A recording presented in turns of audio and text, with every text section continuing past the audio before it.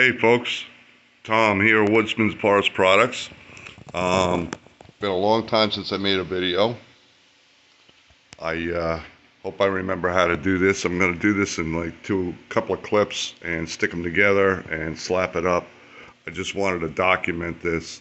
It's winter time, about the third week of January right now, and it's white outside and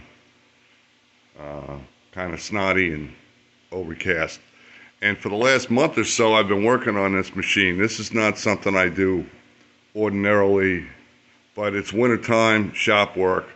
This is a double drum sander that my buddy Bill got for not too much.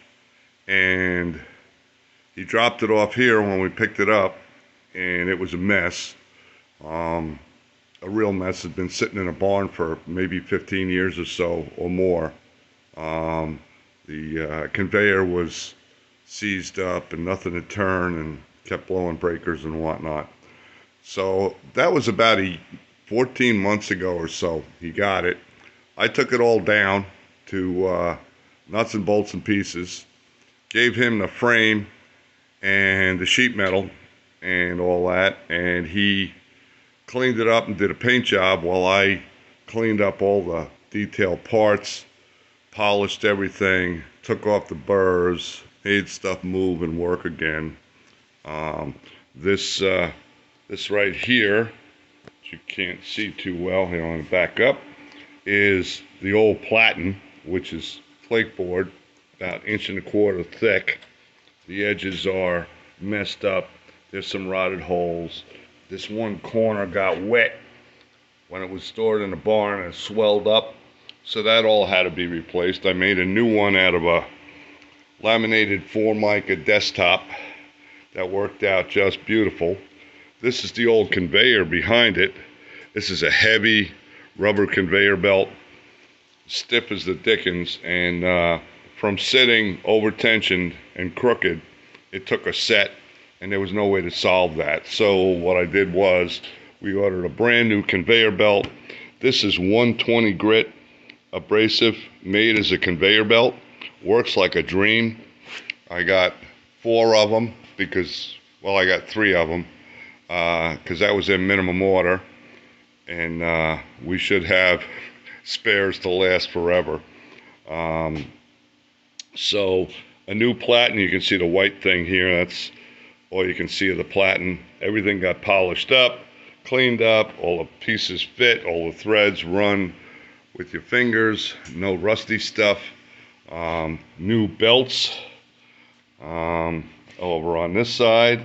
This is 7.5 horsepower motor, 220 volt only, and new pair of belts. They don't make match belts anymore. They say they're all identical, but I can tell you I've never found a pair of identical belts. And the match belts that we used to buy back in the 70s and 80s, they weren't always perfect either.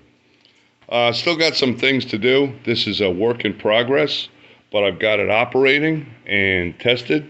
This machine came with no hood on the top for dust collection, which is a major problem, and we're going to have to make something. But right now we're running it, and we're quantifying it to figure out what would work best for our best first attempt. It's got a gear motor drive for the conveyor down there.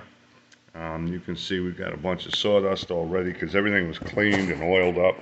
And yeah, I know, oil attracts everything.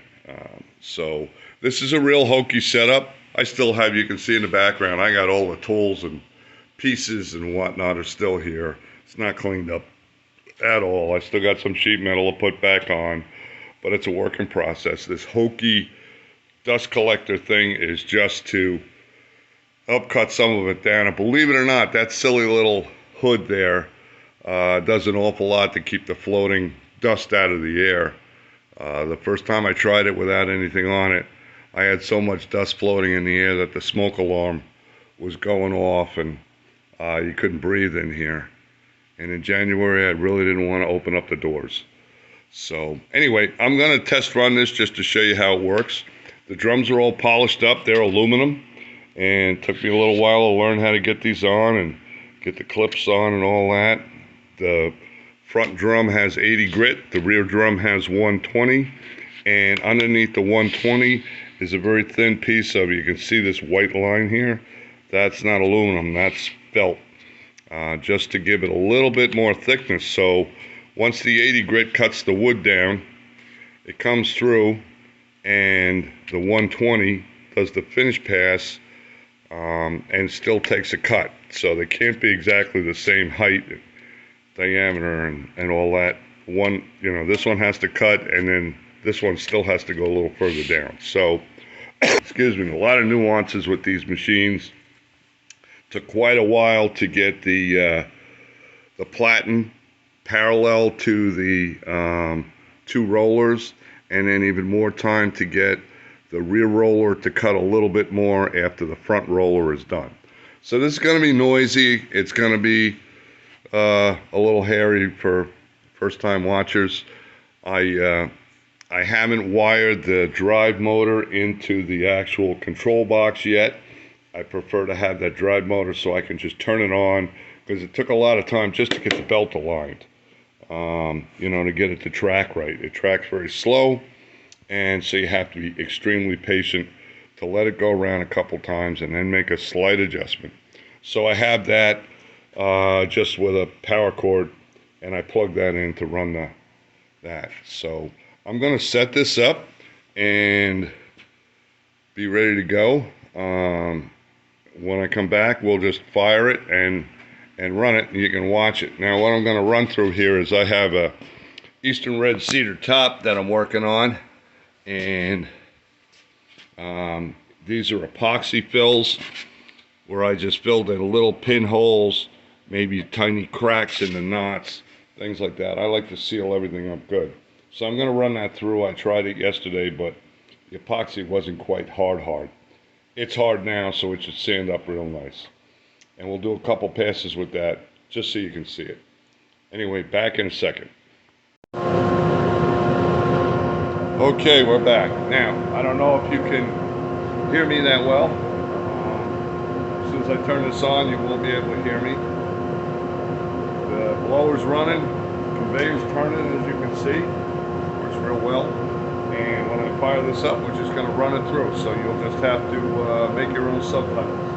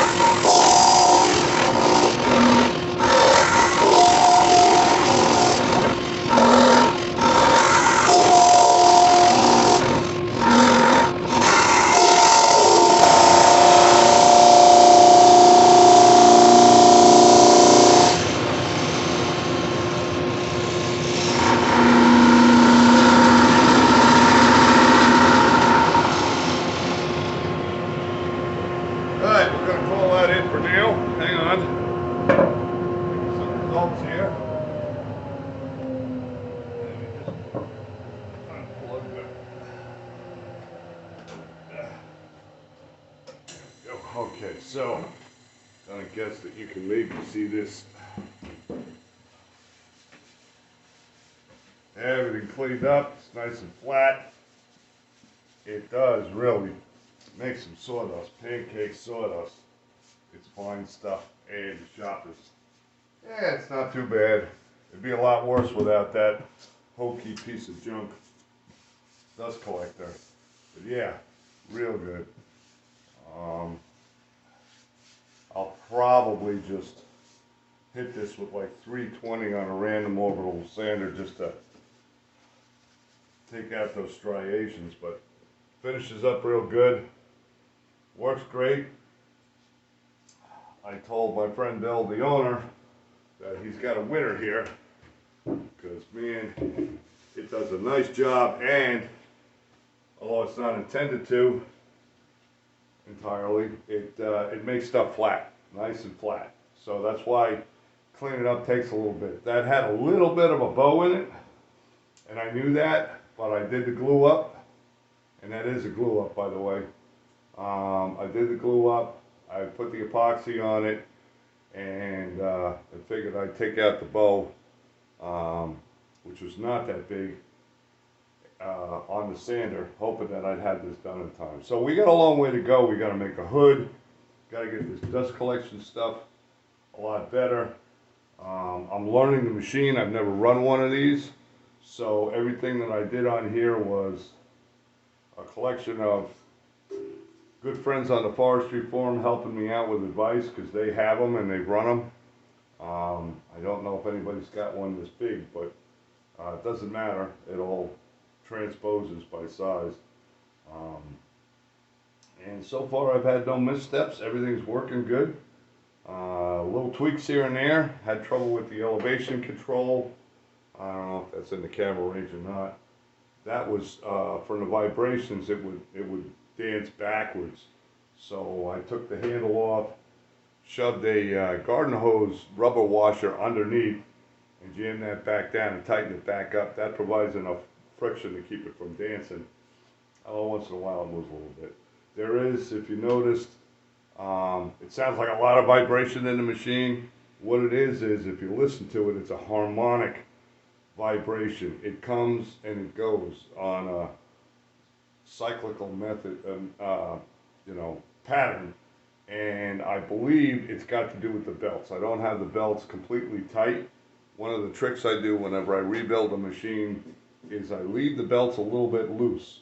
That way, if something goes really wrong, or I get caught up in the machine for some reason, I got a better chance of survival if those belts actually slip before they completely tear my arm off.